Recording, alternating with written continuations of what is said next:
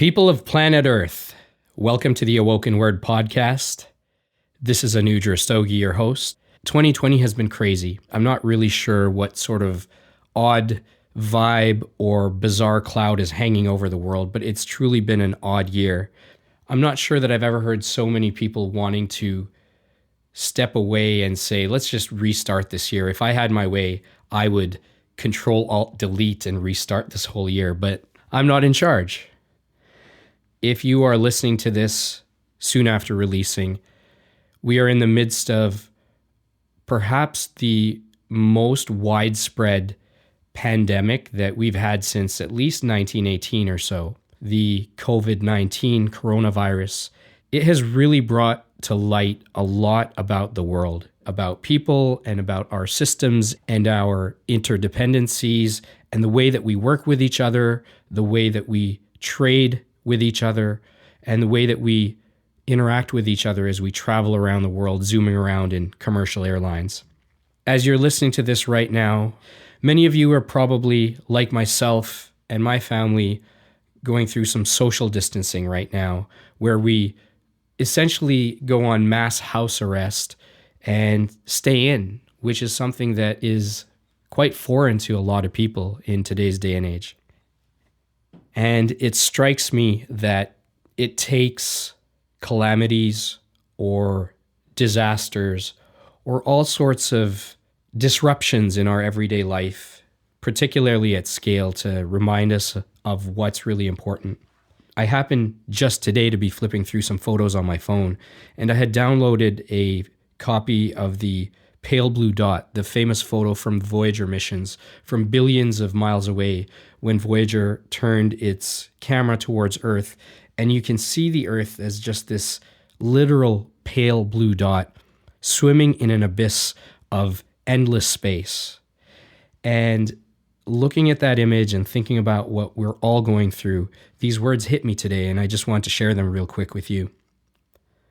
Though we are not all together in this, we are all in this together.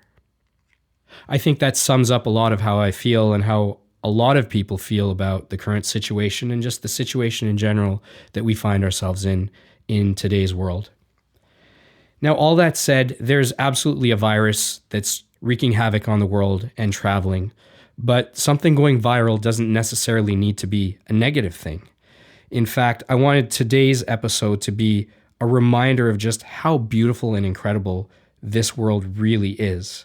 And I'm very fortunate to be able to meet the kind of people that I meet on a often daily basis. And today's conversation, honestly, is just a breath of fresh air. Our guest today is Jeff Teravainen.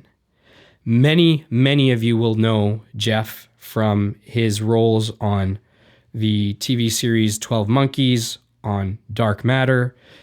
Many of you had your children undergo all sorts of traumatic situations because he was the bad guy in last year's Christmas Chronicles. Jeff has also done a tremendous amount of voiceover work for commercial advertising as well as for film, TV, and video games. And this conversation with Jeff was just really inspiring. Jeff and I sit down as two men, as two husbands, as two fathers, and we really just nerd out about what makes us tick. And I really got to know a lot more about Jeff in the time that we spent together. For one, Jeff really loves his daughter, and it comes out very quickly. I don't think we make it a full 90 seconds into the conversation before he mentions her. We explore the idea of boredom and how even though boredom seems to be dying because we've got smartphones in our hands all the time, some of the best things really come out of boredom. We talk a lot about the inside world of acting. And when you hear about the craft of acting, the profession of acting, oftentimes you're hearing about it from celebrities at a certain point in their career where they may have forgotten about some of the initial trials and tribulations and some of the realities of what it actually means to be an actor and in a creative profession, some of the challenges that you end up facing. Jeff's got an incredible body of work already. He's really a wonderful artist in his craft, but he's so incredibly honest and humble and gracious and grateful for everything that he has and all the people that he has in his life and all the opportunities that he's had.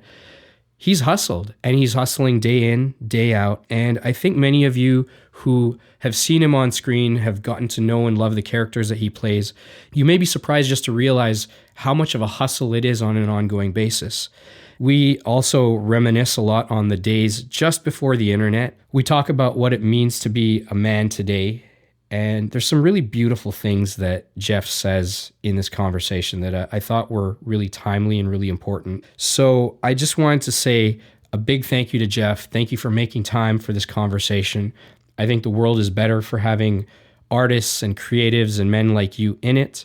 And this conversation should be some warm and much needed positivity in a time when we're all kind of isolated from each other physically, but we have no reason to not be there for each other in every other possible way, especially when technology allows it today. If you find yourself at home, or you find yourself alone a lot more over the next few weeks or months perhaps, you've got some company here.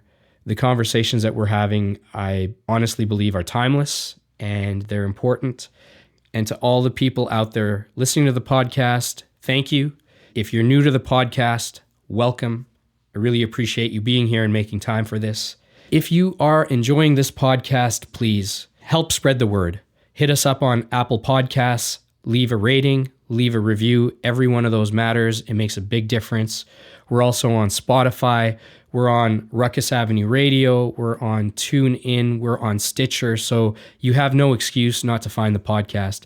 And www.awokenword.com is where you can find all of the content, all the information about the guests.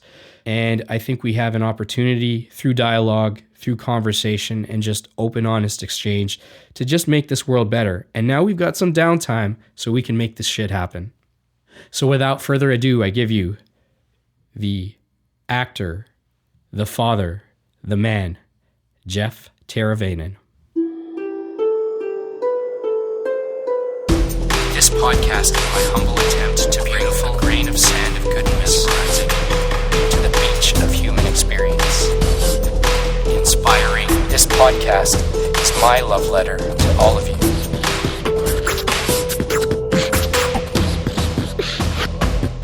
The AwokenWord podcast. Testing 1, 2, 3. Okay, good. And I am here live with Jeff I'm going to fuck this up. I told you. How can I say it? Teravainen. I am here with Jeff Teravainen, and a lot of you will know this man. I'm actually lucky. The way I came to know him was in the neighborhood. We're actually neighbors, and it's not every day you get to see one of your neighbors on TV. Jeff, you've been a recurring character in a lot of great shows, Dark Matter, as Lieutenant Anders, Agent Stack on 12 Monkeys. I have heard from kids at our kids' school that you also ruined Christmas in the Christmas Chronicles. Yeah. I know you do a ton of voiceover work for the CBC, for Hockey Night in Canada, for the Olympics. Ladies and gentlemen, once you hear Jeff's voice, you'll know exactly why. And you've done a bunch of voiceover work for video games as well, which is exciting. Jeff, thanks for being here. Thanks for having me. We finally did it. I just want to talk to people who have different experiences and think about the world around them. You're one of those people. And then here we are finally, like almost a year and a half later, making this happen. So, Jeff, we're neighbors, we're husbands, we're family men. We've got a lot in common here. We're both musicians, we're creatives. We're about the same height, except that you're about a foot taller. We got a lot in common here, which is part of the reason why I want to talk to you. But you've also had a very different life. And I think day to day, your adventures seem to be quite unique for a lot of people. And I just want to understand you as a person a little bit better. For those miserable few people who don't know who you are, who are you? These days, I'm an actor. I'm an actor and a dad, a family guy, I guess. 15 years plus I've been doing it full time, and very, very lucky to do it. It's a grind in Canada. It's, I don't know what the ratio is, but most actors are doing other jobs. It's just like musician as well. Right. I left the music industry to go to something more stable. like acting. So, yeah. But yeah, it obviously, I think I love it because you can't do this stuff and, you know, get hit on the head so many times without loving it. Mm-hmm. And again, that's a great parallel to music because, you know, I spent all my years being crushed, you know, doing the music industry, but you love it so much that you have to take a chance on it. It's almost like I've compared it to like a drug addiction or something. It's like you can't leave it. You know, so many times in music, it felt like the world was saying, you gave it a shot, it's time to go, get on with your life. And something weird would happen, like a drug dealer would say, hey, you've won a Factor Award that you know submitted for like 5 months ago. Oh, okay, well, we got to stay in this thing. So you do it again, and then, you know, things don't work out. And again, another award or something comes by. And not everyone has a lucky drug dealer, I guess. Yeah. Huh. It's funny because it sounds like you jumped from one roller coaster onto another one. Like, yeah. What's similar about it? Well, I mean, it's the arts, so you're using that creative thing. I'm just a creative person. And I see that in my daughter as well. She's unbelievably creative. So I guess we passed that on to her. I don't know. But with me, I was always coming up with things. I've never been bored. I can honestly say I've never been bored in my life. If you stuck me in an elevator, I'll come up with something to do as a kid or now. So, you know, they're both industries that you can really explore things and have fun with. But again, it's one of those things that a lot of people want to get in. So the competition is fierce. And you know, there's a lot of rejection and stuff like that. So it's not an easy field. Right. So boredom. I look at people today, not just kids, because it's so easy to kind of talk about kids and millennials and whatnot. But anytime I'm on the subway or in traffic or waiting or, you know, grabbing lunch or whatever, 95% of people are on their phones. Yeah. Just, you know, down here, heads down sort of thing. Like, we don't give ourselves a moment to be bored at all. And I'm guilty as charged too. Like, a lot of times I have to force myself not to do it. I have to remind myself because I've conditioned myself to just pick up the phone. And I think every time we do that, A, we're fighting away boredom, but B, we're also like, we're forgetting to actually interact with the world around us. True. And I kind of wonder in this context, like, we grew up in a time when if there was no TV, there was no TV. There was nothing to watch when you're on a road trip or something. You just watch whatever's outside the window. And that's when crazy ideas come. That's when you think of a story. That's when you maybe come up with some crazy character, or you think of a song, or you start drawing, or whatever it is. Like, creativity almost kind of comes from the nothingness of boredom. Yeah. I wonder what happens to people when there is no boredom. You know, it's a great question because my wife and I talk about this all the time. When you have kids and they have access to technology, they want to watch shows, movies, YouTubers, that sort of thing. And so many times my wife, who's more of a hardliner in the family, will say, that's it. It's out. You're not touching it for a day. Yeah. And, you know, they'll be like, but, and she'll say, the best things happen when you're bored, because that's when she's going to pick up a book and maybe find the one book that makes her just die inside when it's over because she has to read more. Right. Like, I remember that feeling. I can still remember, I forget the book, but I remember that feeling of, oh my God, it's done. What am I going to do now? I love this. Yeah. But also, you know, we didn't have the luxury of all these iPads and that sort of thing. So we created. Right. Like, I don't know if it's with me, but I've got a little eye drop thing and I was telling my wife about this last night. Yeah, here it is. You know what this was? This is a little droplet of Visine bottle. This was a tanker in space for me. Right in the front here is where the crew is, and then they have cabins back here, and they're transporting water to an asteroid.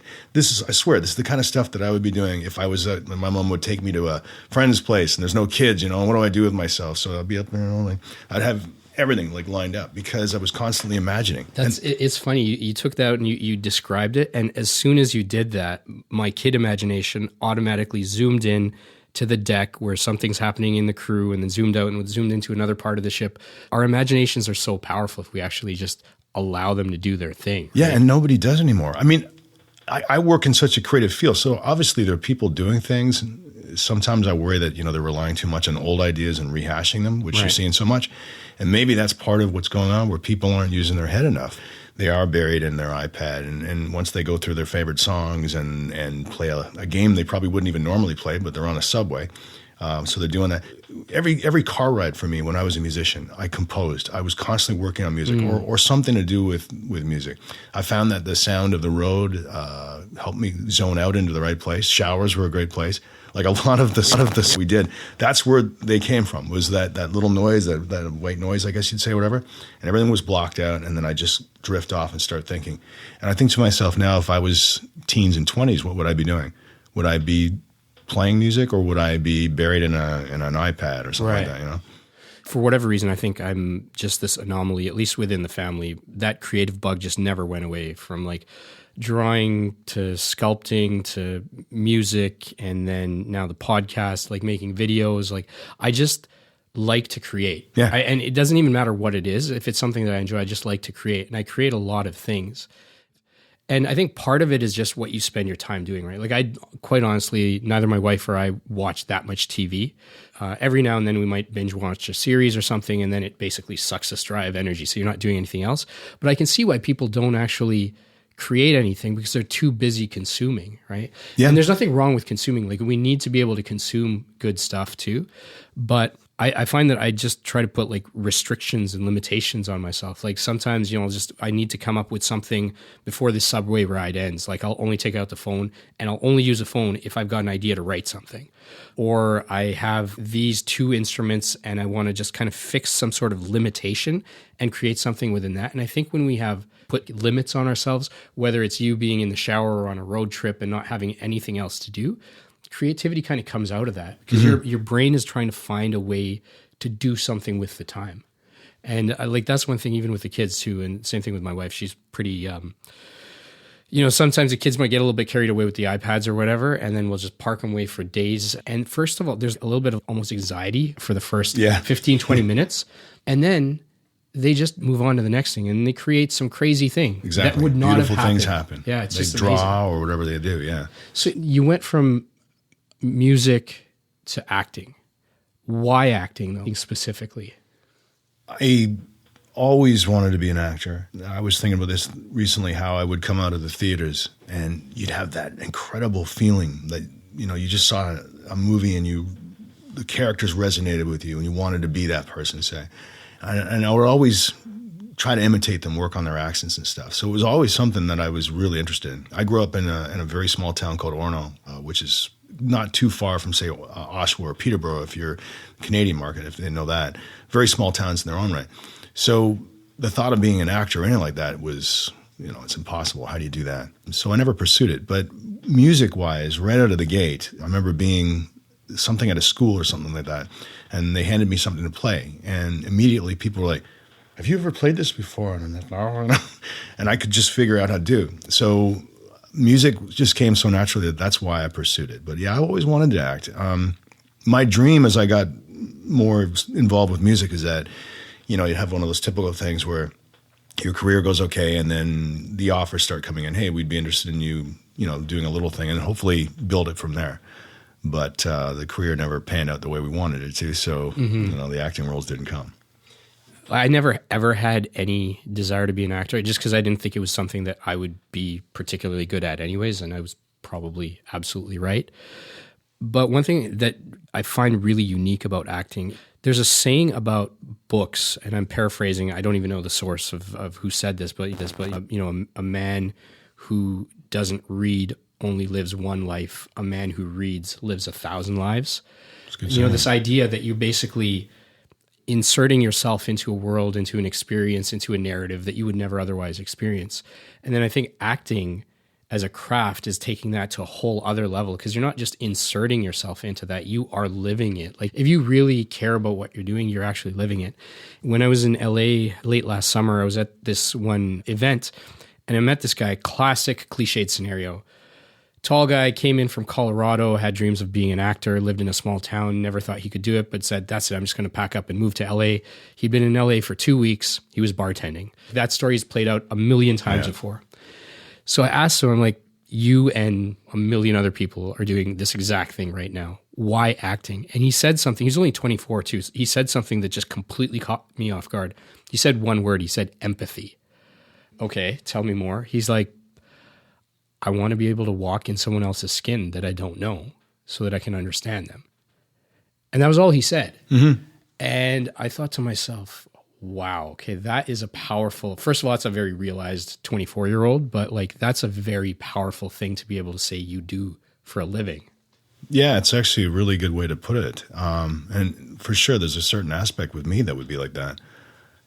I guess that's why we always want so bad to get these really good, deep, meaty roles. You know, like it's like anything. You can get a lot of fluff your way and whatever else, but when you do get a role that you can really sink your teeth into and that's different, it's a very satisfying feeling, exploring them, because, you know, it's more than just, say, learning the lines. It's trying to understand the character themselves.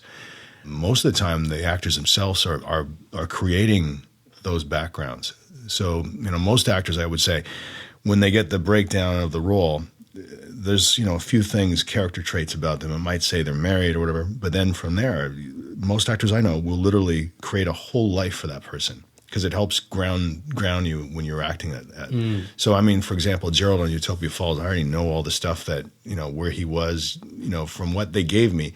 It's just gone exponentially after that. I'm always trying to think, you know, why does Gerald do what he does and that sort of thing. Right. So that's the fun part. You're pretending you're creating again. You're creating a life for somebody who hasn't lived, I guess, you know? Or you could be portraying somebody and you're just trying to be as true to that person as well. And you're studying that person to understand them. I like the way you said that, though, creating a life for someone who hasn't lived. But that's kind of life, period, right? Like, we haven't lived the next moment. Like, we have some decision to make in it. Yeah, that's true. That's true. When you are thinking about your next project, your next role, the thing that you actually want to do, what about a particular role kind of catches your attention? And what do you feel that you can bring to that? Like, how do you kind of go through that? Because you're probably at any given time auditioning for things, you're probably considering different options and whatnot. Like, how do you narrow it down to, this is the thing I want to do? Well, to be honest with you, when you're starting out, and even, you know, that can still happen now, you get thrown a lot of things, and a lot of things that you really probably wouldn't watch. You don't even want to do. It's a job, though. So I think a lot of actors, unfortunately, are doing roles that, you know, whatever it is, it could be just a basic cop role or something like that. There's not a lot of emotion there. It's just it's part of the job and building your resume and your career up so you get better roles. But right now, thankfully, over the last while, I've been getting more dad roles, say. And some guys would say they don't want to do that, but I'm 6'2" and I'm about 212 pounds. And I swear, if you're over 5'10" and a decent build, you're a monster, you're a killer, you're, right. You know, it's like, especially if you're over 6 feet. So long, it took me so hard, so much energy to try and not play cops or play the enforcer, or, you know, the dangerous guy, all that stuff. It's always seemed that's the kind of stuff I would go out for. And, you know, Gerald on the latest show, Utopia Falls, is a perfect example of my heaven place, because he's a sensitive character. In this particular show, he's not a violent character, which is great. Not that I have fun playing bad guys. Sure, yeah. I love playing a good bad guy. I just want to do more than that. So, yeah, I would say your roles that challenge you is one of the things that drives you forward as well. You know, I keep hoping that someday I'll get, I don't know what it would be right now, but this certain role, say like a character like on Billions, one of the characters they play in that. It's just, there's so much going on in those characters. Right. And to play someone like that would be a dream. So you just keep working and hoping that these doors open. Today, like right before I came here, I was auditioning for the role of a governor. I hate to think that I'm in that age group that I could play a governor, but they wanted me to audition for it. So, you know, it's a challenge, and if I get it, I'll be pretty happy. Right. I've been pinned for another role later this month. It means basically we're almost there with it, and it's a feature and it's a great role. But if I'm being completely honest, it's a type of character I've played before. It's a sports guy, again, because of the height sort of thing. You get a lot of these, you know, Olympians and wherever, like I did on Designated Survivor.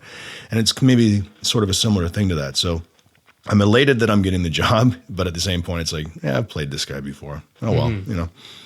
When you play two similar roles, you know, and maybe there's a gap of time between them, like how much freedom do you believe you have to make it different, even within those parameters, right? Because you're trying to test yourself along the way as well. It depends. I mean, a lot of your career going up is what they call day players and that sort of thing, where you're basically, they have in acting, it starts out as actor roles. That's 1 to 6 lines. There's background before that where you don't speak, but you could be doing things. And then you get into principal roles and large principal and then guest star and that sort of thing and series regulars. when you start out, basically, your lines could be, "Sir, we need you in the room now," or less, And when you're doing that, it's actually hard because, there's nothing really to work with. So you do whatever the director tells you, like he wants you to be stern, he wants you whatever, and you do it. You can get more into principles. Maybe you can add a little bit more flair and personality to it. Thankfully, again, with the latest shows I've been doing, I've got to build the characters right up from the beginning. So I have more leeway. And in this recent role, I was elated because I know the showrunners. I felt comfortable. And I said, okay, we're living in a future society. All these sort of things that society wrestles with right now, say same-sex marriage or racism, all that stuff is gone. And I said to him, we've got some really powerful scenes coming up, especially with my daughter. I would love, if I feel on the moment, to be able to really let go. And, if that means cry or anything like that, I would like to do that. Gerald can be he's a leader in the society, so he can be strong because he has to be. But I want him to emote, and they were totally on board. And I thought, this is amazing. I get to do that as opposed to, man up, be the strong guy, die early. Yeah. So that is like my dream, the fact that I got to do that. And they said, go crazy. Whereas, again, some showrunners or especially showrunners that actually run the direction of the show, they might be like, no, we didn't write him to be like that. You got to be strong, man. Keep him strong. At the end of the day, you gotta do what they say. So you try to put it in there, but it's funny because I actually wanted to talk about being a man, but that's as good a segue as any. So I think the world's changed in a lot of ways, right? From like our dad's generations and the generations before. And you're a husband, you're a dad, you're an actor. You're out there in the public eye portraying different shades of being a man, right? In the character that you're playing.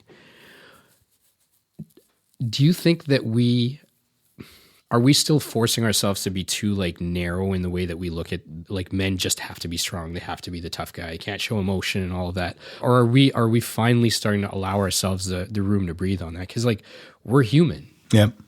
I like watching what you post because you remind me of me in a lot of your thinking, it seems. And in my circle of friends and acquaintances, I would say, yeah, things have changed a lot. But then I'm constantly reminded by things like Twitter and stuff like that. And in the broader world, I wonder sometimes, like, what is going on with these people? Mm-hmm. What does it mean to be a man anymore, right? I think you can be a strong person. You can be a strong person and love your kids so much. Yeah. So I don't know. My own experience, again, with my people, and I think they got a wide spectrum, it's refreshing to see that guys are doing certain things. I even see that reflected in household chores and stuff like that. Yeah. I mean, if you look at advertising, you're going to think that women, that they clean everything and they do this, and guys fix cars. Yeah. And I mean, there's still an aspect to that, but I'm doing a lot of the cleaning at home. I'm doing at least 50-50, and I'm cleaning toilets and all that kind of stuff. You never see me reflected in the commercials. Sure, yeah. Which is fine, but it's the world has changed. The attitudes are definitely changing. And again, when I see you post and what you write about your relationship with your kids, especially your daughter, that's an amazing thing. And I do hope that men going forward, like I was saying about Utopia Falls, it'd be nice to think that men can be still men, but they're allowed to emote. They're allowed to, not that I want to be a world of crybabies, but at the same point, when there's something to cry about, the man should not be afraid or should be ashamed, oh, geez, what an idiot I am. I can't believe I cried at a funeral or something like that. Right, yeah. Because again, where I grew up in Oshawa and Orono, all those places, a lot of people worked at the motors, and they would die. It always seemed like a few days after they retired, it was right out of a movie. And I think, again, it's part of that bottled up man, stress, and it did their job, and then all of a sudden they have a life change event, which is basically not working, and their body just goes all wacky because they've had all these years of stress bottled up. I really hope that changes. I seem to have this pattern of having brilliant Jeffs on the podcast because the other Jeff that I had on, Jeff Pereira, I mean, his backstory, and I'm not going to do it full justice, but he came from a household where his father was physically abusive with his mother. And as he grew up, he realized that was not the way to be a man. But yet we're constantly bombarded. I remember growing up, and even now still hearing, things like man up, be tough, boys don't cry and all that. Mm-hmm. You hear less and less of it, maybe directed at you, but you see it out there in the zeitgeist still to an extent, whether it's advertising like you're saying or what have you. And he talks a lot about how when guys are young and, they want to get fit. They start going to the gym. We start exercising like these physical muscles, right? But women from a very early age, just because of the way that they're wired and the way that like society kind of cultivates it, they're like exercising their emotional muscles, like from the get-go, right? They know how to confront and deal with things to an extent. At least, I don't know if it's better or worse, but they deal with it differently. And it's okay for them to do so. And we don't do that. And so, like you're saying, like you go from being really tired to dead within a week. Well, that bottled up over years, if not decades, in that person. And they could never talk about it with somebody. So we definitely need to move past it. I share, I think, similar types of friend circles in that the people that we know, all great guys, great women, they have a great sense of balance amongst themselves. Like this isn't a thing to do because I'm a man or because I'm a woman. But then I look out at the worlds of media and advertising, like you're saying, the message hasn't changed. Every now and then you might see a token nod to it, but it's still guys in cars. I haven't seen a toilet cleaner that was targeted at men. There's an RBC ad, I think, right now with a guy doing yoga. That's about the closest thing I've seen in the last maybe 6 months. Yeah. We seem to want to cling on to this like era for some reason. I don't know why that is. Yeah, I mean, if advertising is a barometer, then we're in trouble. It really, not only that, but that men are dumb. You see that so often, like that's why I don't go for commercials. I haven't gone for years. And part of the reason is that it's a lottery when you get it. But the portrayal of men in so many commercials is that, oh, dad, you're so dumb. And I've heard women say that they hate that because it makes them feel like they're dumb themselves for marrying such a dummy. Yeah. You know what I mean? It's like, that's not how it is, but I'm going off on a tangent there. But, I think that we are slowly changing. And I see this culturally too. I mean, like in different cultures, I'll never forget when I went and I worked after music was done. I worked at a gas company, so I got to go in people's homes and really with the guard down, and it helped me learn about different cultures that I didn't have exposure to, and it was cool that I saw. Basically, the bottom line is everybody from all walks of life basically just want to get on with their life, and they want to raise good children, that sort of thing. It was nice because I really did see that new spectrum of like everybody's different but the same, right? I mean, the average person. But I mean, I think that even in places where, say, there's places where women would be considered a second-class citizen. Even those places are starting to open up. Yeah. And men's ideas about them is changing. But that would also mean that they'd have to have different conversations about themselves. So that's got to be happening. Or conversations at all. Yeah. Oh, that's true, too. Yeah, because, I mean, well, I'm not going to talk about that. Yeah. That's not a man thing to do. Yeah. So, yeah, I mean, it is changing. It's definitely, I think our kids are going to inherit a different world. Right. And hopefully it's a good one. Hopefully we're on the right path. But it's a slow change. And I think that you and I are lucky because of, I think we're pretty open-minded people. We are probably surrounded by a lot of open-minded people. But, I'd say there's still a lot of old school men behavior. And there must be, because you see these polls that come out, and sometimes I'll scratch my head and think, I don't know anybody like that. Like that. Yeah. Like, but that's a man's job, and a woman should be cooking dinner, and I don't know. I don't know anybody. Yeah. There's no one in our circle that I can think of that would even hint at something like that. But I think we also tend to gravitate to people that we find agreeable too, right? Like, I'm not going to go out and look for friends that think that way. This is going to be completely controversial, but I think one of the most insidious things on TV on this topic is Peppa Pig. Because I think Daddy Pig, honestly, the guy's a complete buffoon. He can never do anything. The only time he ever did something right is when he saved Mummy Pig from the blueberry bush. That was the only time. And it's funny. It's funny, but not funny, because even the kids kind of hint at it. They're kind of almost out of the Peppa Pig phase, but they kind of hint at it, like how Daddy, you're kind of like, Daddy Pig, and Mummy's like Mummy Pig. Because, I mean, look, I do stupid things sometimes. I also put my foot in my mouth sometimes. Like, that's just, I'm a thinking, functioning human being that's imperfect. But the archetype of dads in particular on TV is quite often that they're kind of this bumbling person that can't quite figure out things. And that's also true of us, but there's also other perspectives, but you don't see that enough. So I find every time that Daddy Pig's on there, I'm like, damn you, you're setting us back. Yeah, it's just again like the advertising guys too. You know, there seems to be either the cool James Bond guy driving a car or a dumb dad. Right. You know? So push aside being a man for a second. You're a dad, and that to a dad to a daughter. Did anything change for you, like in your perspectives on the world, or are you the exact same person now as you were before? No, I've always been sort of like I am, I think, to a degree. But yeah, her arrival changed everything at the same time. Maybe it intensified certain things and beliefs. Even, for example, you know, I'm a little older, so the world was different when I grew up. Mm-hmm. Maybe those stereotypical norms were a lot more in place. But I'll never forget the moment when it was brought to my attention about how women make less money. And it broke my heart for my mom. Like, it really did. I remember even as a kid being very, very blown away by that. And I mean, sad blown away. I could not understand. And my reasoning at the time, too, I remember thinking or saying to somebody, how the hell could you, as a person who loves your wife or loves your mom or your daughter, push that kind of thing forward? Mm-hmm. Like, how could you do that with a conscience? And then look at your wife across the table from you, who you love, you know, or your daughter, you want her to have more. So I've always had those. But again, when my daughter was born, it made everything maybe that much more intensified. I want so much for her to have a better world. I want her to have the opportunities. I want her to have rhinos in the world. All these things that I always cared about, I want them more now. I want that stuff. It's important for me.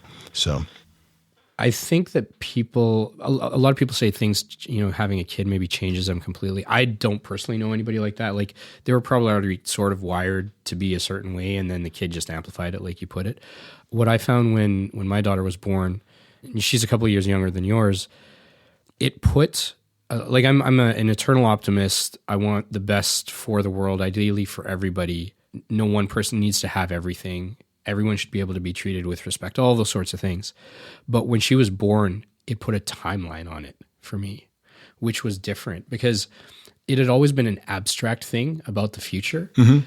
But, you know, she's already 8 and it feels like a blink of an eye. What a cool thing you just said there. That's actually a really good point. Well, in 8 years, she's going to be 16. She was just joking about how every 3 years, her plan is to have every third birthday is going to be with family. And the other 2 are going to be with friends. That's her plan right now. Who knows?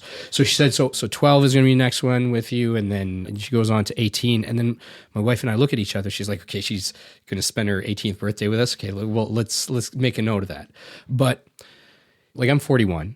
She's not that far from being 41. 41 is very perceptible in my own lifetime. So then I think about, what will the world be like, and what would I want the world to be like for her? And it's not going to be perfect, but I mean, at the very least, she should be able to, like, just earn whatever she can on her own merits and not start behind because she's a girl or has a certain color of skin or any number of those things. Mm-hmm. And with having a son and a daughter, it's been quite a maneuver on a daily basis to say, look, you're a girl.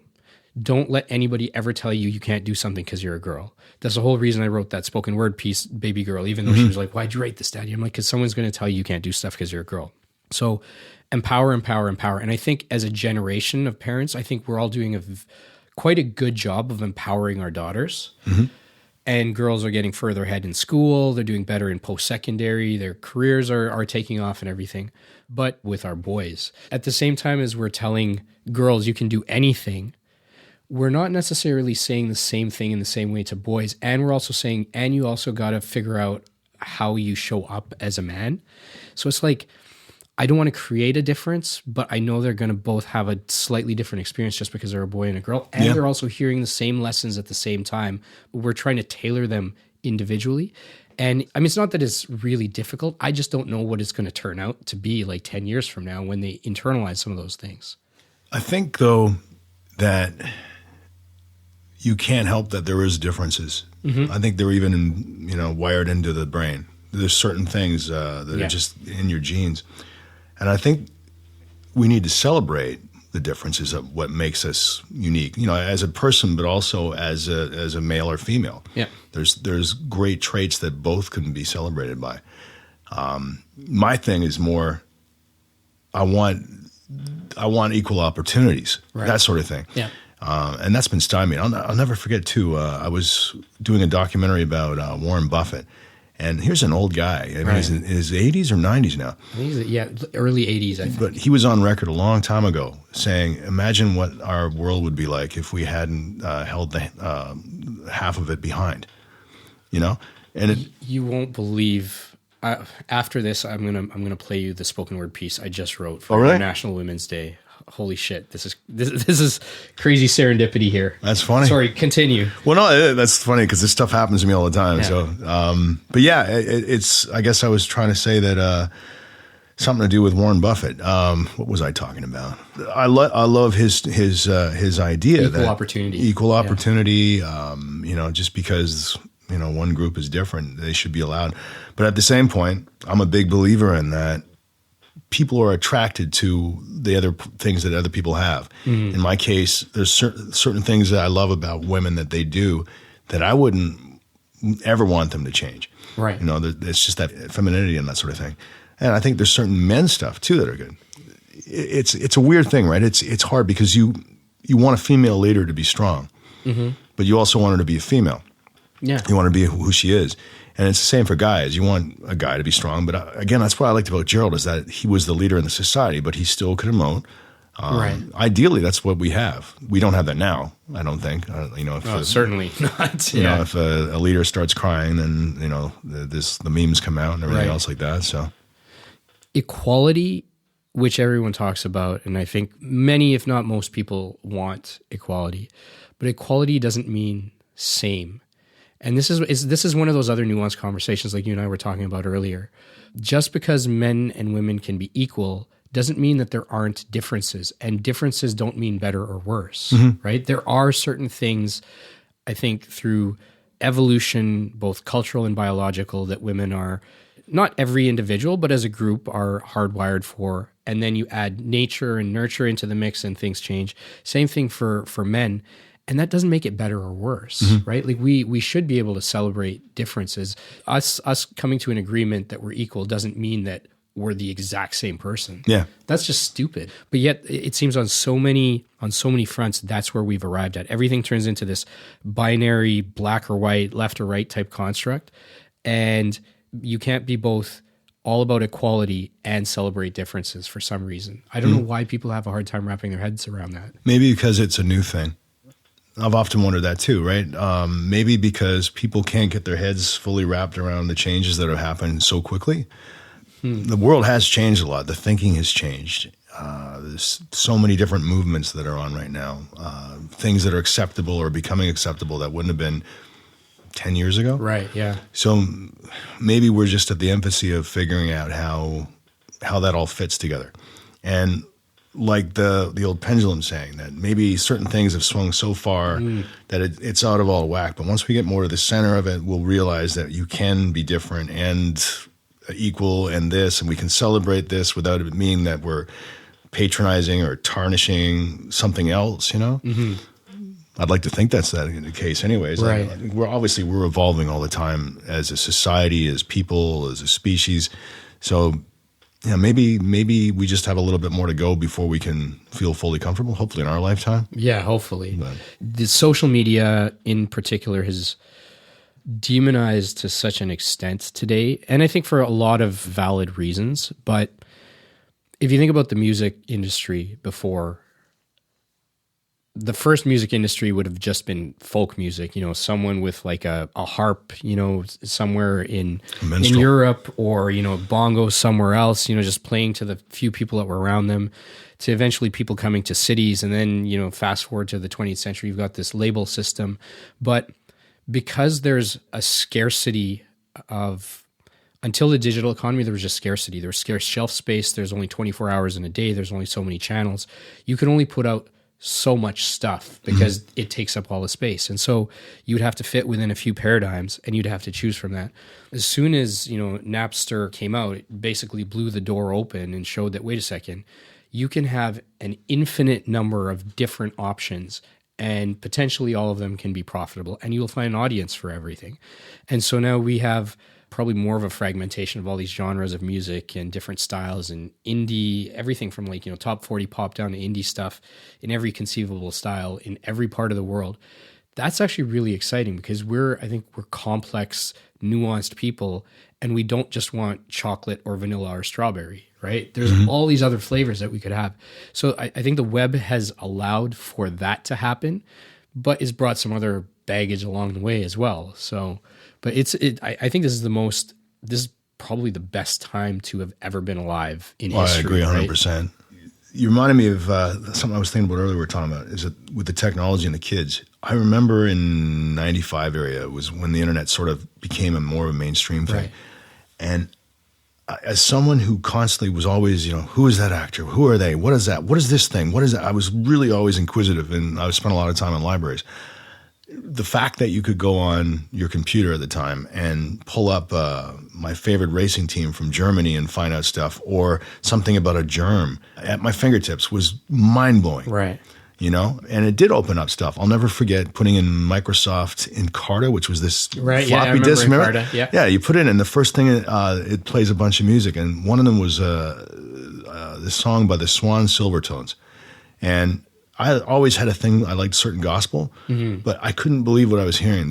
These guys were from the 50s and 40s and 50s, I think, and the singer, the main singer in that group was on a different level. And to this day, he's still one of my favorite singers that probably nobody's heard of. But man, and then it got into, I don't say his name right, Prokofiev, Romeo and Juliet, the big march there. I remember hearing that, and I remember as a kid hearing it, but also it was like, my mind is totally expanded and open to that. And to this day, I still love that stuff, and it made me want to do more just because of the technology is available. I can't imagine being a musician right now in that, though, because the normal system of how you did it, which was a lucky thing if you got that far, at least had a system to it. Now it seems open season. You could become a YouTuber, famous singer, or there's just so many ways to do it that how do you break through the zillions of sort of semi-professional but pretty decent to not to really professional? You've got studios now everywhere too that can produce things for next to nothing compared to the old days. So, I think it's been a case of that rising tide lifts all boats, because before in the studio system, like you'd have to be an outstanding musician, you'd have to be in the right place at the right time and whatnot, and then you make it. But for every one person that made it, 1,000 other people never made it anywhere. Yeah. And now we're in a place where there are still a handful of people who make it, in air quotes. But then there's a whole bunch of people that are maybe making like 30, 40, 50, 100,000 a year just doing this, the thing that they love to do. They're not household names. They maybe have a small following in some region of the Midwestern US or whatever it is, but they're making a living doing something that they love. And that would not have been an option for them at any point in history. Yeah, that's true.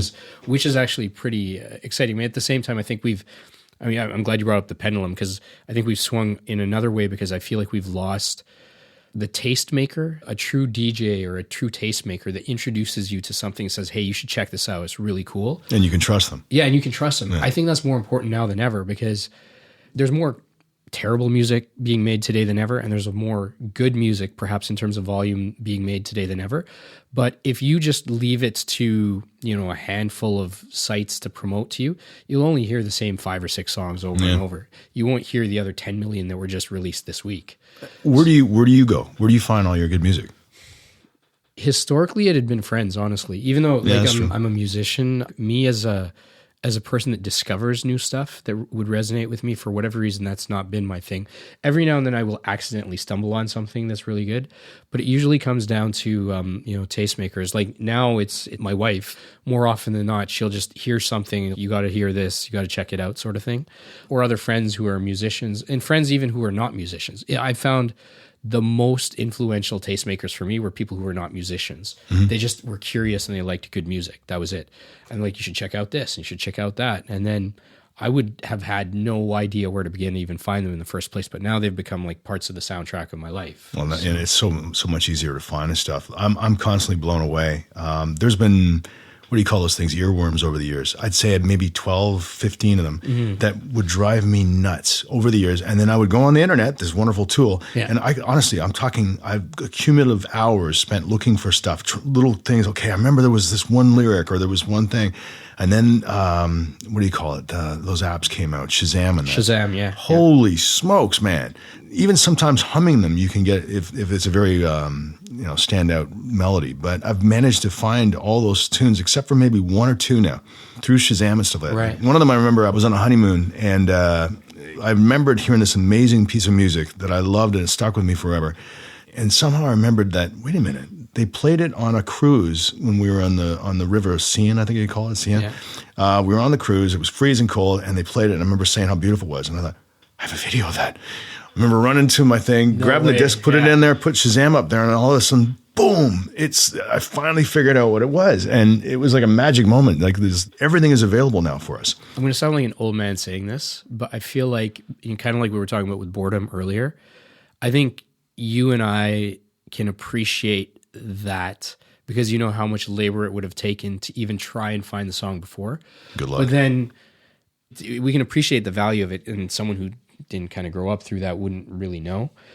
But at the same time, when you did finally find that song through your own means and your own search, the level of gratification of that was like other level, right? Now, knowing that Shazam likely has that WAV file somewhere on a server, it's exciting, but it's not as exciting. So I feel like there's like a generation of people like just denied of the joy of just searching for stuff on their own, right? Like I used to get I grew up out west, and my parents used to get the 1 a week Encyclopedia Britannica from SYFY. Oh, yeah. So we had like the full collection at home.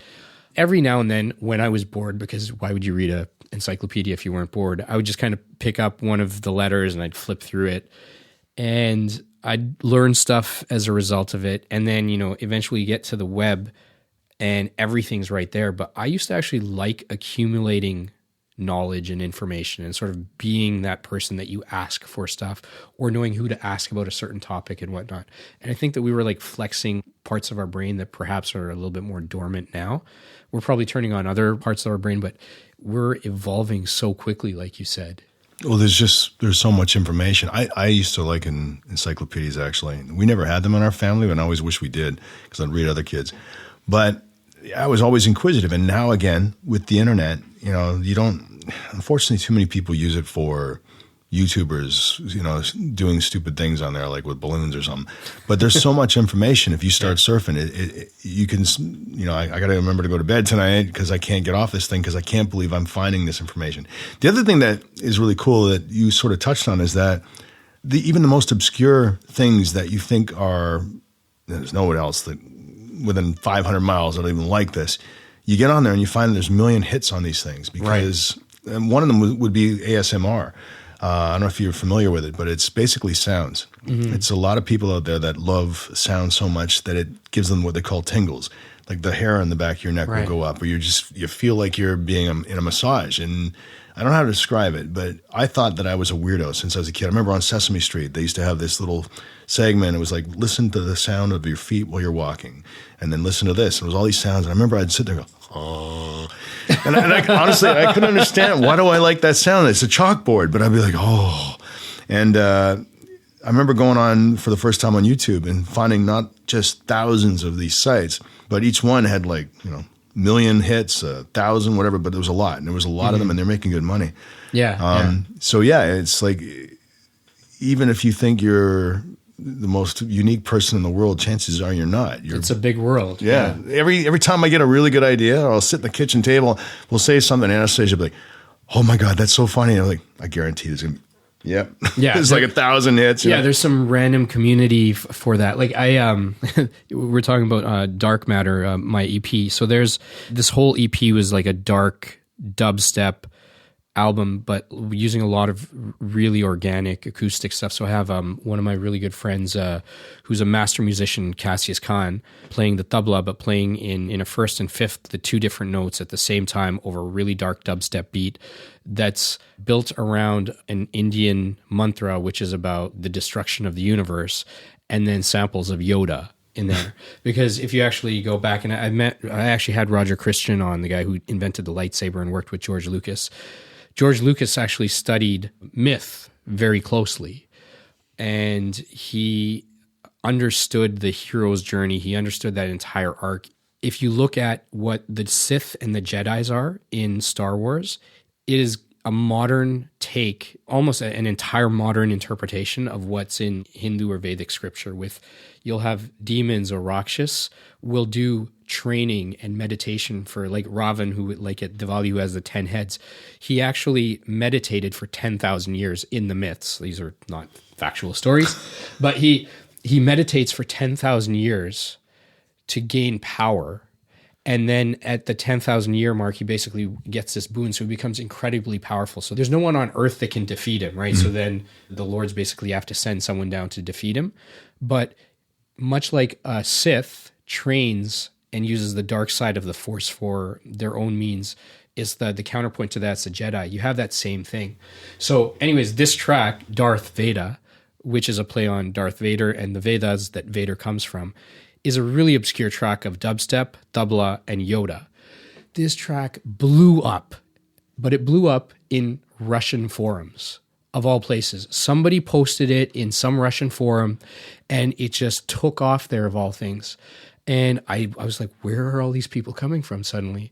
There was a pocket for that. I did another remix. It was like a mashup of the Joker's theme from The Dark Knight, with some really dark dubstep stuff and some Indian like female vocals.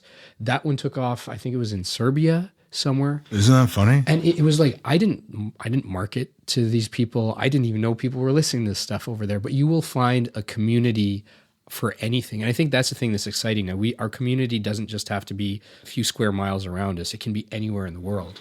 Yeah, I 100% agree. Like that's the beauty of the technology for a band or an artist right now. Yeah. You know, like the sky's the limit. If you can get it out there and cut through all that noise. That's the thing though. I'm always impressed, but also amazed by how things go viral. And again, you obviously went viral in Serbia. Why? Who knows? You know, there was whatever led up to that. And that's the thing though. I see how certain I'm big on Instagram because I love taking pictures. More because I have to, because what I do, like it's important now. But I'll see how certain people blow up on there, but I have no idea why, because I look at their posts and it's just, a selfie of them by a dock and a selfie of them. There's nothing unique about it. Yeah. But they blow up, so good for them. I guess they figured something out. Well, I'm glad you brought that, because I wanted to get back to the ASMR thing for a second. And I think this is probably where something else we have in common. I think the world is beautiful. But it's beautiful in all the most unexpected places. Like I see a lot of your photos on Instagram. Some of them would be to most people an otherwise ordinary moment. And when you put a photo up, I'm assuming you're putting up a photo of the way you saw that moment. Yeah. You saw a beauty in that moment that would have gone over the heads of, a million other people. In the same way that a certain sound might do that to you. Because I think if we actually just tune into the moment, this stuff, it shows up. Maybe not with sounds, but music, definitely. I have that feeling. I find with photography, it's the same thing for me too. Like the first time I went to India as an adult, I was 32 and I hadn't been since I was 9. And India is almost as different as you could possibly imagine. It's forward thinking. It's stuck in the past. It's all of those things all at once. I was taking pictures of everything. The dog on the street, the old man with the cane, the random palm tree or the bells in like a temple and whatnot. And when we were there with family, to them it was just kind of comical. I'm Indian, but I grew up here. I'm there and I'm taking pictures of all these random nonsensical things. But in like tropical climates, the way the light, there's a certain way the sun diffuses through the smog or the clouds or whatnot, and the way it hits things, and the colors are already so vibrant and so like alien in a certain way. Everything was beautiful to me.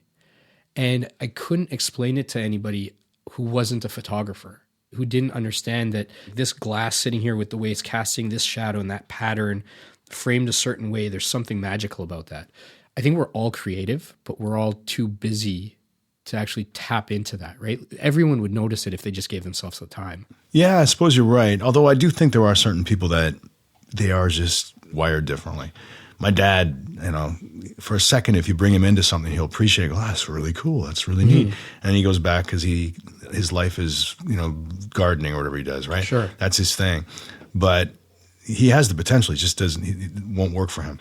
But I think if you just take the time, there is so much beauty around. That's why I don't post a lot, but I usually post things that mean something to me, or if I just really like how it turned out. But yeah, so many times, I remember I posted one a while ago where I was just walking down the street and the reflection of the people was moving, and you just get that weird feeling. This is neat. There's something neat. I don't know how. Hopefully, I can figure it out and take a few thousand pictures because it's digital now. Yeah, and then you just do it, and then hopefully it resonates with people. That reminds me, actually, my dad always had a good camera, and I try to explain that to my daughter, and that, money was always tight, so you couldn't take a lot of pictures. Right. There was like 12, something like, sometimes you'd have a bigger roll, but it was like 12, 15 shots. And you got your permission to go take a picture of the beautiful sunrise with the ice all in the lake or something like that. And once you got that, you sat there for a long time adjusting everything because you had one shot and it better be good. And you better not drop that camera. Yeah. And you won't even know if it was good until you go to exactly. I was trying to explain it again as well. It's like in those days, it was like I think my dad would send it away. So a week later, it would come back from whatever the pharmacy that he would take it to, and it costs a lot of money. So it better be good. I laugh now. Yeah. So I think on that, your dad and I have a lot in common because I was shooting a lot of. I think I got the camera thing, the bug initially from my mom. She's documented our childhood really well, and I ended up getting I took one of her old cameras at one point, and I was shooting on black and white film, not a fancy camera, but black and white and color and stuff. I'd just wander off into the forest and take 24 photos. Lucky you. But think about every one of those. And then you'd either send it away or drop it off at Black's or Kodak shop or whatever, and you get processed. And eventually Costco shows up and does all it.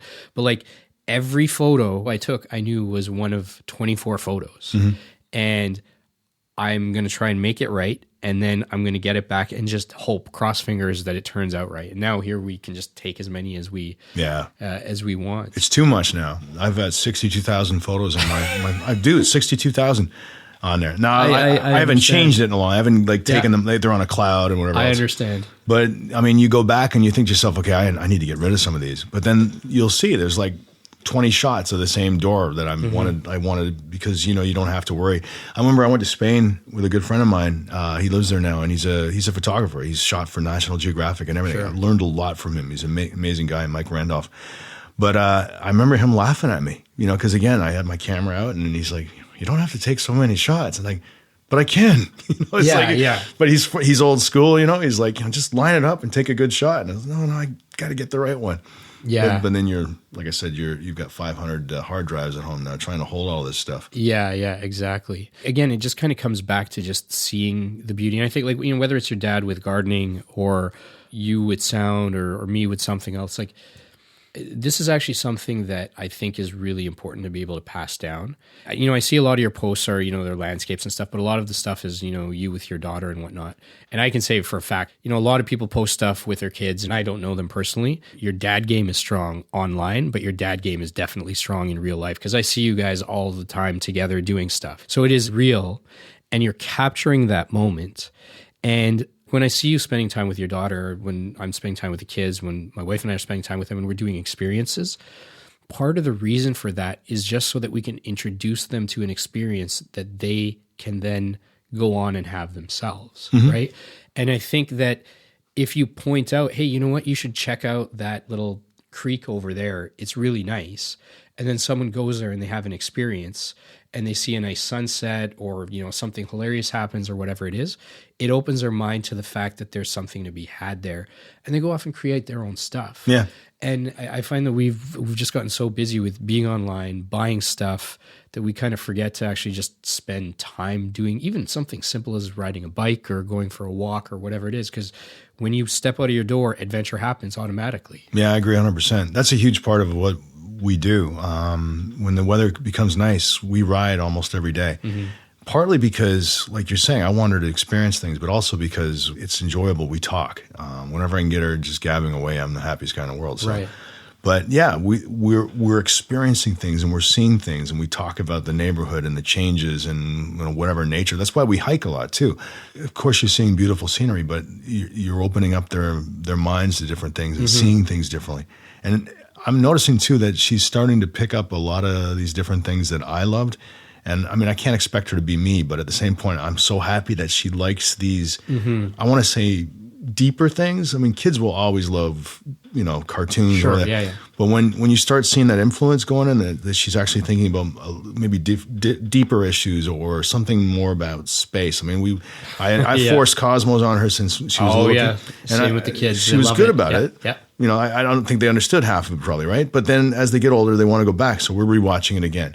And it's so cool to see that, she could do a lot of things with her life, but she actually wants to spend some time down in the basement with Dad watching a science-based show on things. There's nothing more satifying than that. Oh, totally. I did this to you, but it's a good thing, My son will school any 5-year-old on black hole theory as a result of that stuff.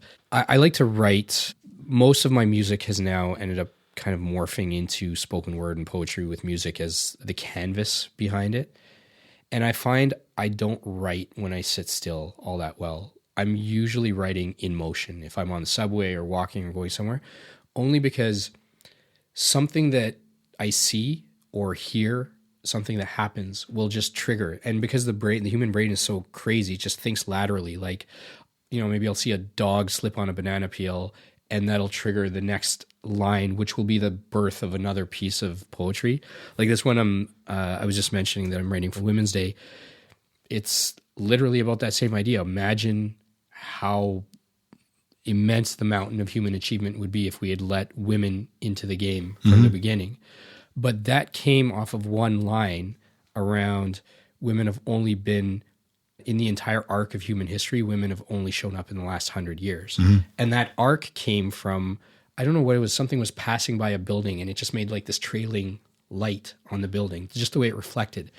So it went from arc to arc of history to imagine where we would be if we let women in the game. Because the external stimulus around it it triggers thoughts and then you kind of internalize and it comes out in some different way. And so for that reason, I think it's really important that if we're fortunate and privileged enough to be able to kind of spend the time with our kids to take them out and just do anything, whatever it is, they're going to internalize something from it themselves too. Yeah. No, I agree 100%. That's probably the best thing you can do as well is stimulate that growth in their minds that they want to see more.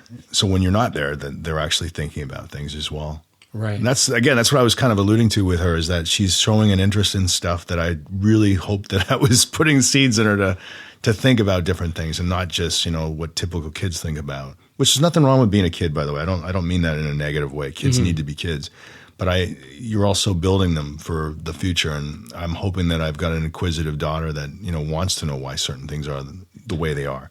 Kids are incredible that way. I think that in the world today that the kids are growing up in, I'm trying to figure out how we find balance when you hear about the crazy polarization in politics and violence or civil war there. And now, next thing you know, there's coronavirus. On a side note, I think coronavirus might be good for film and TV because you're going to Netflix and chill a lot more in the next few months, at least, depending on how long it takes before they find a vaccine for this. But all of these things are happening and the kids are hearing it. They can't not hear it. Do you end up having conversations about any of this stuff? Does your daughter ever come to you and say, do you sense that maybe she's worried about stuff? And how do you guys tackle that? It's funny because I literally was driving yesterday thinking about this, what it must be like. Mine sort of goes with it. We've discussed this stuff, but there's only been a few issues here and there where she's seemed really worried, and I've had to sit her down and say, okay, don't worry. It's not like this. She's pretty good that way, but it's got to be hard actually, because the kids are exposed to everything. And just because they're exposed, it doesn't mean it's the right information. The internet's a cesspool at times. So yeah, she hasn't been completely freaked out about, say, coronavirus right now, but coronavirus is the flavor of the week. Yeah. You know what I mean? Like I've been saying this for years, and somebody had a graphic out yesterday I was reading, just naming all the different things year by year that are going to kill us, so that society is going to be ruined or destroyed by. And it's nonstop. Everything from North Korean missiles hitting us to whatever. We're going to die constantly. And that's something new. I grew up in the Cold War. When we would go up north to our cottage, I was a creative kid, but that also meant I was bad creative, that I would worry about stuff and make scenarios and stuff. And I remember when thunder would happen, sometimes I would literally think, is that the Russians have had enough of the U.S. and they nuked New York? And is that what I'm hearing? I literally would think stuff like that. So I grew up with a fear, but the fear is different now. It's a constant It's constant, actually. Lyme disease. My kid was afraid of Lyme disease, ticks, to the point that our hikes were being affected because she wouldn't want to go into the woods anymore. One of the times, actually, I got a tick on me. So that was funny. I had to hide that. I hid that from her because I didn't want her to freak out. My brother and my other brother both got ticks on them as well. They got bit. One had to go to the hospital to get it removed. So it's a real thing. But at the same point, and I've never seen ticks like I have, but it's not the end of the world. And it's Lyme disease. Just because you get a tick bite doesn't mean you have Lyme disease. Right. But we live in this media fear, let's sell advertising thing. Yeah, sensitivity is like dialed up to 11 at all times. I remember a news report talking about, I forget if I saw it first or we read up after, but we were in Wasaga Beach playing in the surf, and she's choked on some water for a second when she was very young. Of course, you're worried about that, but then you go on the internet just to make sure everything's okay, and you see all these news reports of like some sort of, I forget it, it's a drowning syndrome where you get a little water in your lungs and you live for 3-4 hours and you die because the water's in there. But I remember thinking, man, oh man, I can't believe I'm worrying about this. She's fine, but now I'm like checking 55 sites because of it. Yeah. Well, kids are getting that. So like you said, how do you explain what is real and what's not? But just like right there, you're checking 55 sites. Maybe that's like 110 page views. There's probably 300 ad impressions along the way, right? Like that's not an accident. Yeah, we're not alone doing that. I guarantee everybody's doing that. Things aren't as bad as I try to tell my daughter that 9 times out of 10, things aren't as bad as they look. Coronavirus would be awful if you get it, but it doesn't mean the chances you getting it out of 7 billion people and that sort of thing. It's like there is one thing though, I think that's even worse than it looks. I don't know why it's not top of mind all the time. Until I'd seen the Man Who Saved the World, the documentary, the 2014 one. I think it's a Dutch documentary, but it's about Stanislav Petrov, the Russian intelligence officer who is basically credited with saving the world. Oh, I know what you're talking about. Yeah, I didn't see the documentary, but that's an amazing story. It's brilliant. It's heart-wrenching, and it's probably the most significant story in, I would say, human history, because we were on the verge of perhaps not existing. We might be a few hundred years before Utopia Falls. Let me put it that way, right? If it wasn't for this one guy using his judgment, pure judgment and instinct to not send up a certain set of information that would have totally otherwise resulted in like nuclear annihilation. I was just listening to Sam Harris's podcast. I love a lot of the stuff that he talks about. I forget the gentleman's name, but there's a guy who's written another book after 10 years about nuclear war and the whole situation. I didn't realize there's been a number of times we've come like dangerously close to completely annihilating a few 100 million people on the planet. And everything about the system in the US in particular is designed so that only one man or woman has control over making that call. And the chain of events leading up to it is so like fragile. Like JFK averted a huge crisis in his time based on his own judgment against his, the entire team that was in the room. This guy from Russia, that is one existential crisis that I think is very real. And yet we don't talk about it. It's no better than it was perhaps a long time ago because it's a button press away. Although I would say the relationship was a lot better. Unfortunately, things are changing again. It almost seems like we're in a Cold War. And that's something that I've always said that it was amazing that, our kids won't grow up in. Mm-hmm. The problem is now, though, is that we have multiple potential Cold Wars, India, Pakistan, for example, There's not just 1 or 2 players or 3 players in the bomb war anymore. That's a very scary thing. And it's funny, we don't talk about that. Yeah. And if the government was behind all the fear mongering, which sometimes you read stuff and it's like, well, that's the government doing that. That's the perfect one. All that doesn't make them look good is that we are close to that sort of thing. I don't think there's any time in history where we've had any level of leadership that would have been competent to wield that much power, like that type of a weapon. We're certainly not in that time. I wouldn't trust Trump personally to pick the flavor of the ice cream for a bunch of school kids, right? Like that's too much responsibility for him to have, let alone having this. And then you bring up India and Pakistan, great example, or North Korea or whoever else in the mix. The winds change quickly politically, and you get one unstable leader in there. And some of these leaders have demonstrated they're unstable enough to wreak havoc on their own people, right? So that is one problem anyways. All that to say that I think that we don't perhaps talk and think enough about how we can actually avert better, but everyone's going to die from this thing called life anyways, right? And just because it's in the news cycle constantly, we get anxious about it and we Google 50 different things about it. We're washing our hands 50 times a day, which is great. Is it Purell, the hand sanitizer? Like some of the brands are making a killing along the way too. Well, it must be, yeah. I keep waiting for the rise in price for that kind of stuff. Hopefully it doesn't happen. Hopefully, yeah. That's the human nature again, right? You want your Purell, it's going to be like buying cocaine on the market or something like that. So what is next for you? Like what's got you most excited in life about the next week, year? Personally, it sounds like a goofy answer, but on a personal level, I love watching my family and my daughter grow. And I mean that. That's one of the things that gives me great pleasure. My business is a weird business. It's tough. You never really know what's going to happen. You never know what's going around the corner. Thankfully for voice work, things have gone really well for me right now. I'm very grateful for that, and that helps pay the bills and that sort of thing. So, you're not chasing your tail on that. You can think about other stuff, and so that's why I guess I'd say the stuff I'm really looking forward to is just stuff with my daughter. I'm looking forward to vacations. I'm looking forward to diving, scuba diving with her, and that sort of stuff. Career-wise, the sky's the limit. Right. It might go nowhere. I think if I look at things scientifically, I guess, and you look at the patterns, I've always managed to eke out a living during this 15 years plus. So in a way, I'm not totally worried that I'll never work again. But at the same point, you worry, will I work again? You really don't know what's going to happen. Even though I'm, say, a series regular on a show, that's no guarantee that the work will keep coming in or the offers will keep coming in, or that I'll land auditions. I mean, I don't know how many auditions I've done even this week, and I might not land any of them. It's a weird business. So, do you find that surprises people? Like, people who watch shows and movies that are outside the industry. Like, do you find this the reality behind the scenes of the hustle that it takes? Does that surprise people? I think they would be surprised if they knew. I think a lot of people really just don't know. Even I didn't know.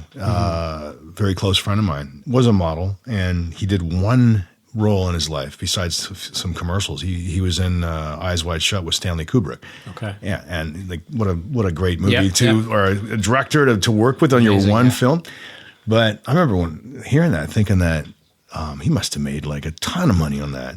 And when you're in a position like that, you make sort of a daily rate and stuff like that. So I find a lot of people that think that if you're an actor, you're rich because you're working. It's not like that at all.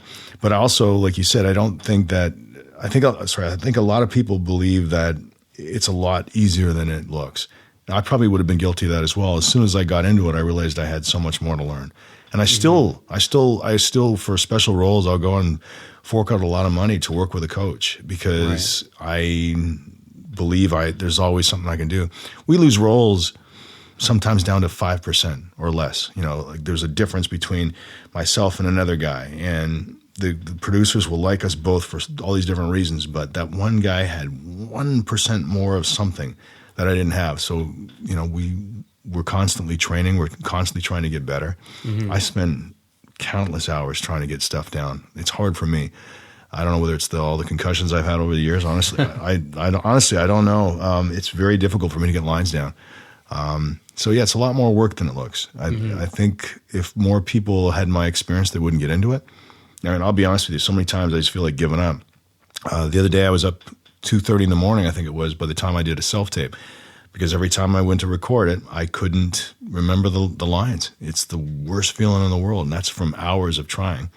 So when you work, it's incredible. I'll always remember there was this scene I was doing in an audition, and it was the first time I really felt it where I was playing a guard, very minimal lines, and I had a quick dialogue, and there was jets flying over that I had to react. And when I was in that room, it was like I actually saw the trees, The jets, when they flew over, I could smell. I'll never forget that feeling of that.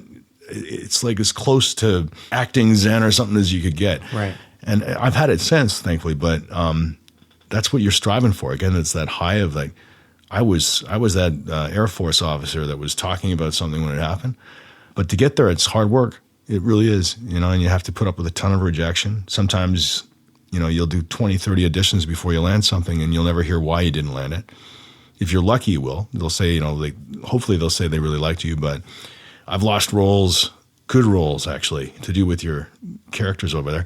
I can't say because it's NDAs, but life-changing stuff where they were nice enough to tell my agent that it was between myself and another guy. They loved me as well, but the Australian actor had 500,000 followers on Instagram, and you've got 11 or whatever it is, and you lose out. But at least I knew that anyways. At least I knew it was there, but most of the time you don't even hear. Right there, that's a new development. And I don't think that that's just film and TV because, as I look out to the publishing industry, one of the first things a lot of them are looking for is your existing followers, right? Like yes. Everyone's the same reason that a big Hollywood studio banks on an existing franchise or comic book or whatnot, because there's a captive audience already there.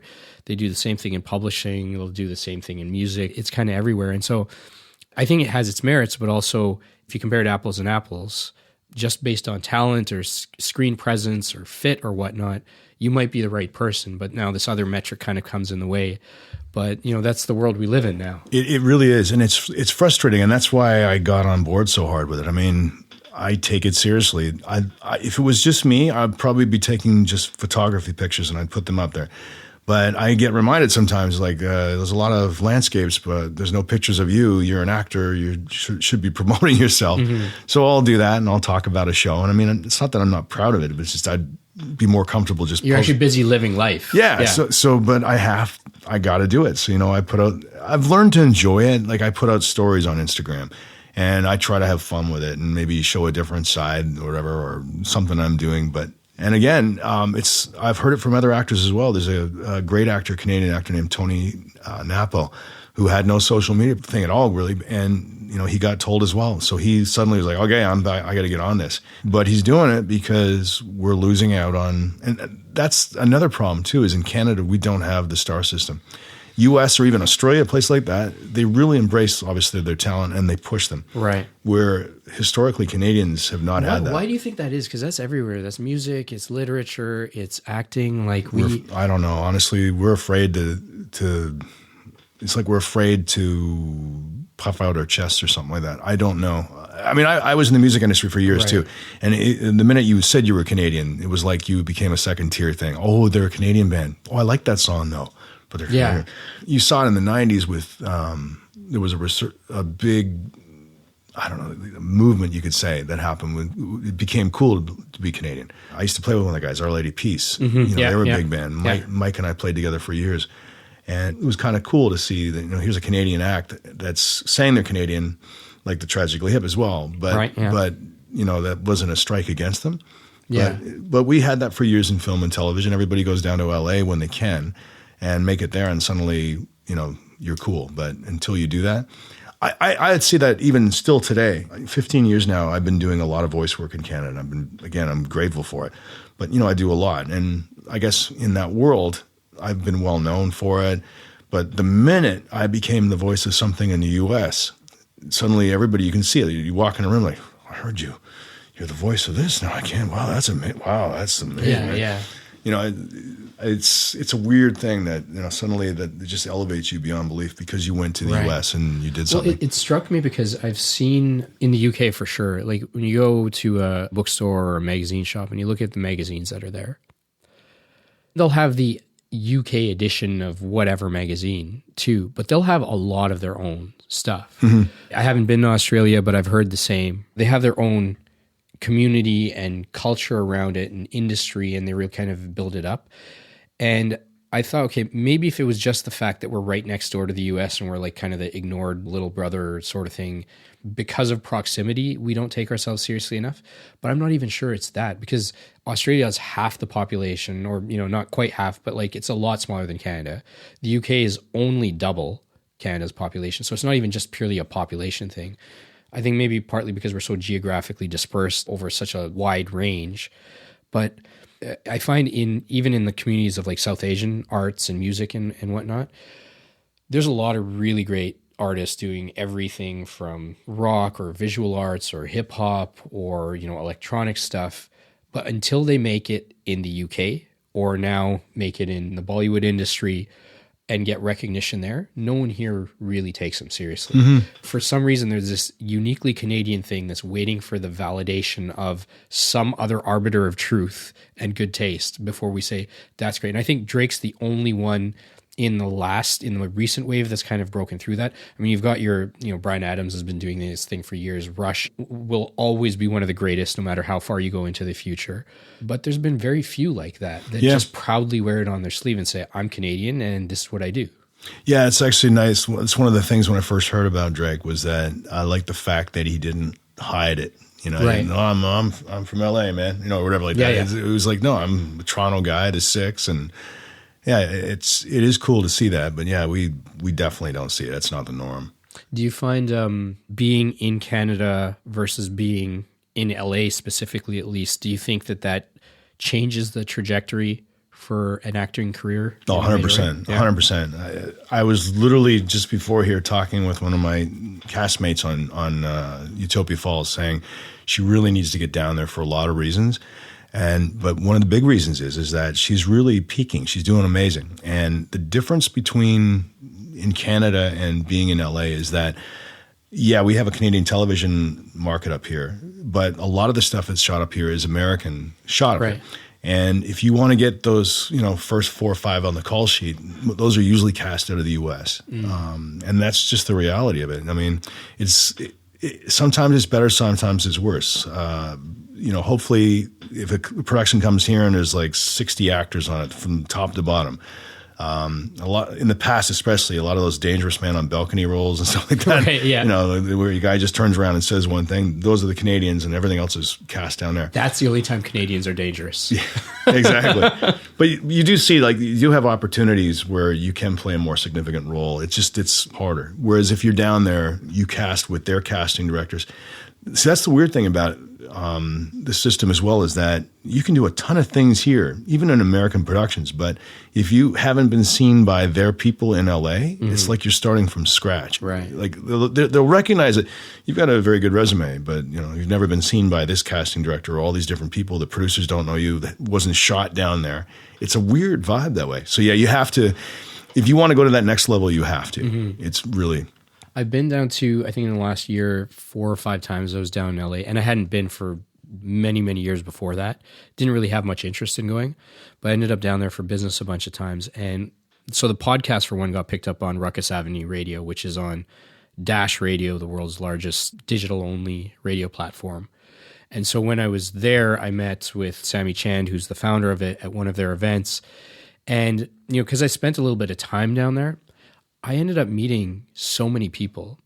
And even though LA is the monster of urban sprawl, at a whole other level, I found people were actually quite approachable. They're good to meet. They actually wanted to meet face to face. They'd spend the time talking. Because if you're going to take an hour or 2 hours to get somewhere, you're going to spend the time to actually sit down and talk with people. That's a good point. And I found that people are really actually, if you can crack through that shell of the clickiness and the circles and the pockets and whatnot, I found people are actually quite warm, and I can see why LA does well, because one, the money and the infrastructure and the industry is there, but there's also a sense of, I think, creative community. Like everyone's kind of come there to create, whether it's creating like a web series or a podcast or the latest blockbuster or whatever it is. And because there's creative people together and there's access to money and it can be commercialized, you've got all of the secret ingredients right there in one place.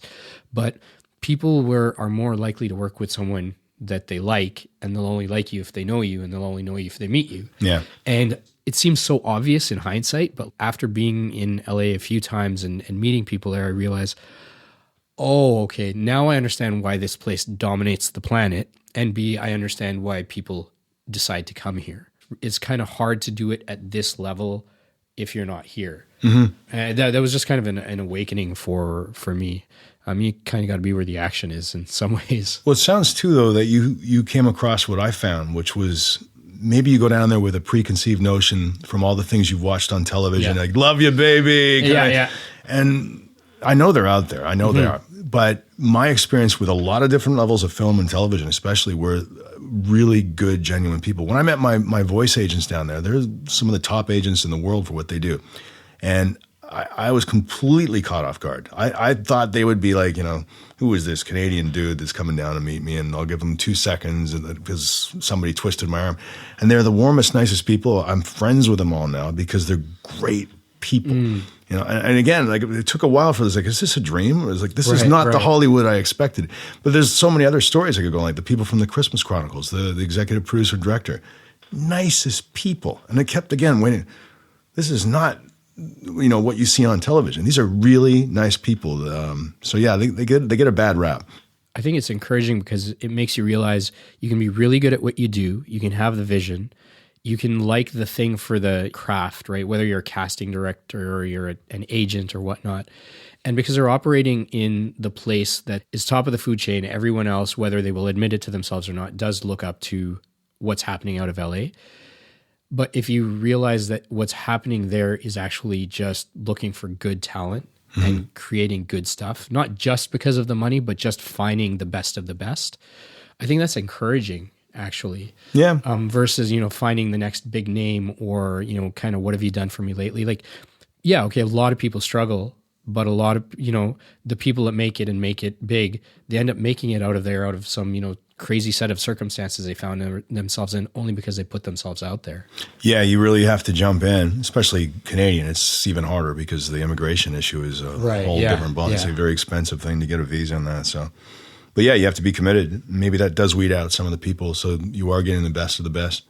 So fast forward, I don't know if podcasts will be a thing then, but fast forward, your daughter is sitting down for a podcast conversation. She's your age in the future. What would you want the world to be for her? My biggest thing is I just want her to have the opportunity that if she works hard and is dedicated to something, that it's there for her. She's gifted musically. She really is. Her ability to sing and stuff like that.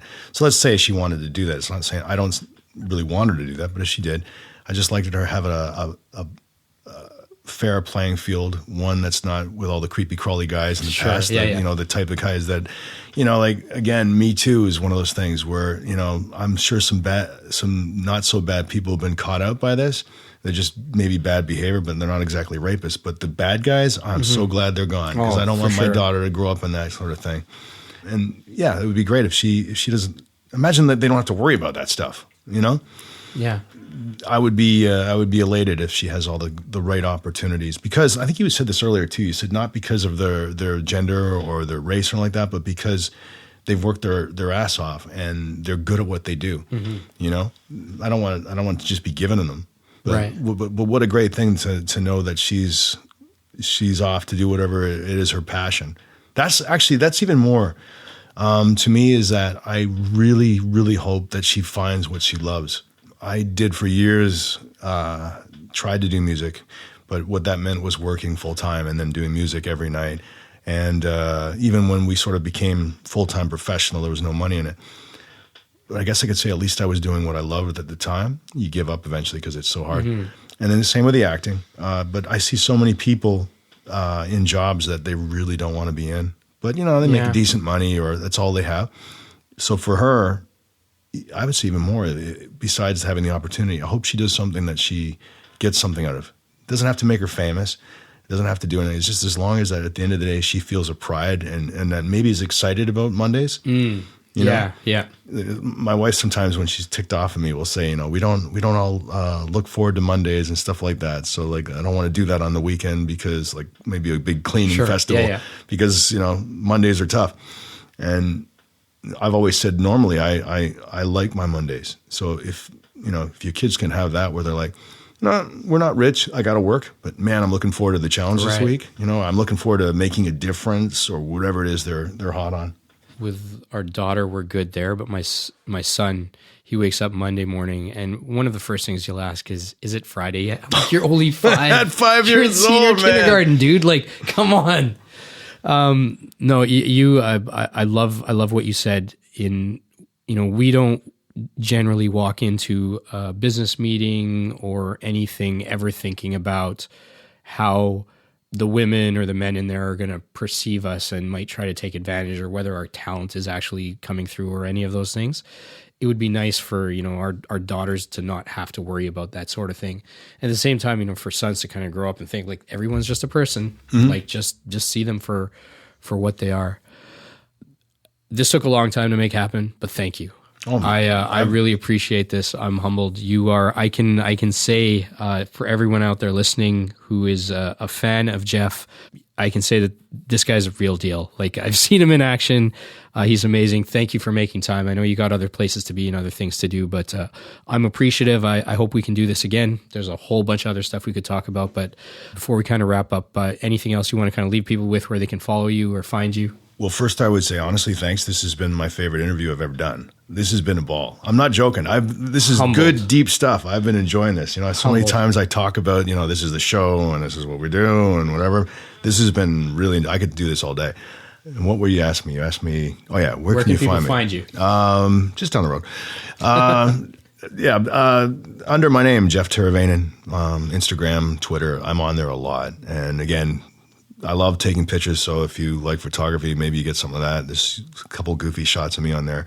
Twitter, I'm all over the map on that one. I really actually enjoy it. Mm-hmm. It's fun to interact with fans. It is fun. And for someone who's always been fascinated by the world and different cultures, to you go on in the morning, you got something from Japan and somebody from Australia and whatever in England, and they're asking you questions, not just about the entertainment, just because fans will engage you. Yeah. It's cool. I enjoy it. So if you ever want to come on Twitter and talk, I'm all about that. Well, you've got some loving fans too. I've seen some great fan art and whatnot. I'm so lucky. That says that you've connected with people at some level, right? Because you don't see that happen with everybody. No, I've been very fortunate. I'll never forget, like, London, England is my favorite city. I've really always been obsessed with the history there. And so to go there, to be paid to go there, and be part of this Comic-Con that was incredible. And then I remember walking on the stage nervous, thinking I'm with all these other actors that are much more accomplished. And I got this giant applause. And then after we started meeting fans, I couldn't believe they were there to meet me. Yeah. I'm very fortunate. They're good. They treat me well. Considering what I have done, I think I've overachieved on that end. Well, you're a good guy. You're putting out in the world, so I am not surprised. We got to do this again, Jeff. Thank you. I'm in. All right. That's a wrap.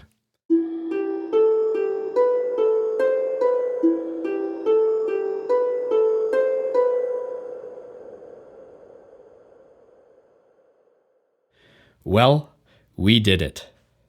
If you've listened till this point in the podcast, I can assume only one of two things. One, you really dig this podcast. You just love it and you can't get enough. Or two, you started the podcast, you got busy with something else, or bored, you forgot about it, and it just kept playing on your phone, or is playing over your speakers in your room, you left the room, and right now I'm just talking to nobody. But if you're one of the former and you're really loving this podcast, please help spread the word. There's a lot of ways that you can help support the podcast and what we're doing here with these conversations. Of course, you can subscribe to us on any podcast app or platform of choice. We're on Apple Podcasts, Google Podcasts, Stitcher, TuneIn. We're also on the incredible Ruckus Avenue Radio online station. If you really like what you're hearing, please help spread the word. There's a lot of ways you can do that. First of all, definitely hit us up on Apple Podcasts, leave a review and a rating. You can also engage with us and suggest ideas for new guests and topics and conversations all over social media, on Instagram at AwokenWord Podcast, and on Twitter and YouTube and Facebook, we're at AwokenWord. If you like what you're hearing, share it on social media. Feel free to bring up any of the conversations or topics we've talked about here in your own podcasts or your own conversations. So until next time, be well, be safe, and I'll see you again on Awoken Word. Peace out.